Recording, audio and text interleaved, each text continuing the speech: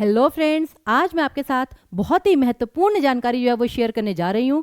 Paper में ऐसे प्रश्न बहुत सारे आते हैं जिसमें कवियों के उपनाम या उनकी जो उपाधियां हैं वो पूछी जाती हैं। जैसे कि फटाफट देख लीजिए फ्रेंड्स, जैसे कि आदि कवि किसे कहते हैं? वाल्मीकि जी को। अपभ्रंश का वाल्मीकि किसे कहते हैं? स्वयंभू जी को। अभिनव जयदेव, मैथिल कोकिल या कवि शेखर या कवि कंठहार या पंचानन किसे कहा जाता है फ्रेंड्स? विद्यापति जी को।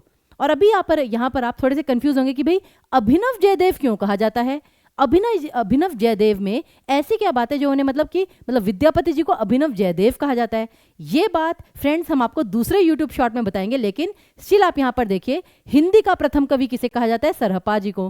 प्रथम सूफी कवि किसे कहा जाता है? असाइत जी को। जड़िया और गड़िया कवि किसे कहा जाता है? नंददास जी को। ये जड़िया कवि क्या होता है ये भी हम आपको यूट्यूब शॉर्ट में बताएंगे, लेकिन फिर भी चलिए मैं एक बार को शॉर्ट में बता देती हूँ। जैसे जो लोग अपना जो काव्य है ना वो गीति काव्य के रूप में लिखते हैं, मतलब गाने के रूप में लिखते हैं जिसे गाया जा सके, उन्हें कहते हैं जड़िया कवि। आगे देखिए, वात्सल्य रस सम्राट या अष्टछाप का जहाज या पुष्टि मार्ग का जहाज या खंजन नयन किसे कहा जाता है फ्रेंड्स? सूरदास जी को।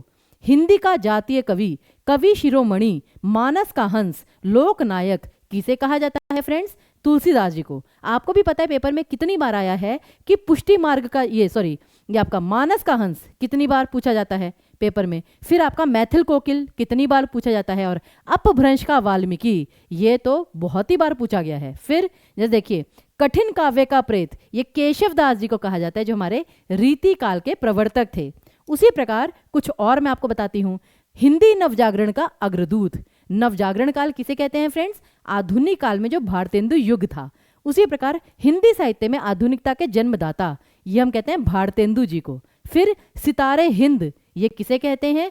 शिव प्रसाद सिंह जी को। क्यों सितारे हिंद क्यों कहते हैं? क्योंकि उन्होंने हिंदी भाषा में नुक्ता का प्रयोग प्रारंभ करवाया था फ्रेंड्स। नुक्ता, नुक्ता क्या होता है आपका? ये जो आप जैसे क के नीचे बिंदु लगाते हैं ये।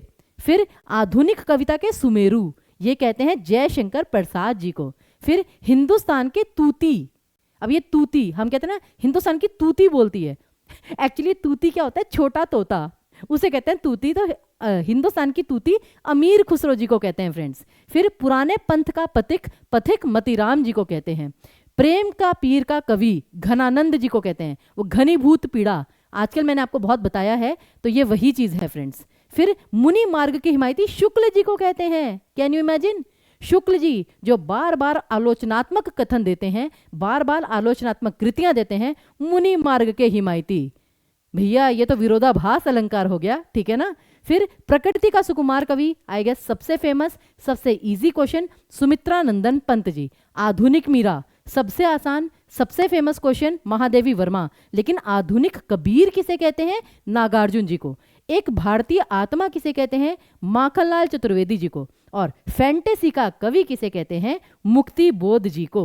तो ये सारे प्रश्न ऐसे हैं जो आपको एक एक मार्क्स के पेपर में आ सकते हैं, बहुत कॉमन होते हैं ये क्वेश्चन, जो आते ही आते हैं। लेकिन जाने से पहले एक प्रश्न का उत्तर फ्रेंड्स देकर जाइएगा। हिंदी के पाणिनि किसे कहा जाता है? किशोरीदास वाजपेयी, श्याम सुंदर दास, नेमी चंद्र जैन या फिर अज्ञेय जी? इस प्रश्न का उत्तर कमेंट बॉक्स में फ्रेंड्स जरूर दीजिएगा। ऐसे ही और वीडियोस लेकर हम आपके सामने जरूर प्रस्तुत होंगे। धन्यवाद।